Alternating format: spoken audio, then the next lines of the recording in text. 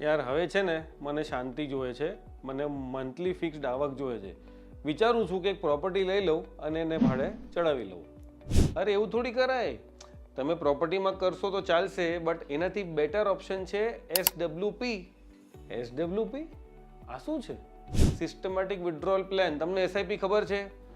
એમાં શું છે, હર મહિને એક ફિક્સ્ડ ઇન્કમ તમે ઇન્વેસ્ટ કરો છો અને પોર્ટફોલિયો બનાવો છો. આનું એક્ઝેક્ટલી ઓપોઝિટ એસડબ્લ્યુપી છે.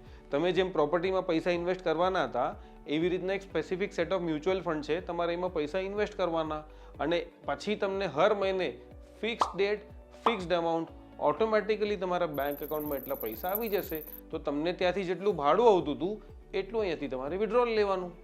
અચ્છા, તો હવે આમાં ટેક્સ કેવી રીતના લાગશે? આ બહુ ઇમ્પોર્ટન્ટ પોઈન્ટ છે. આની માટે મારો સેકન્ડ વિડીયો જુઓ.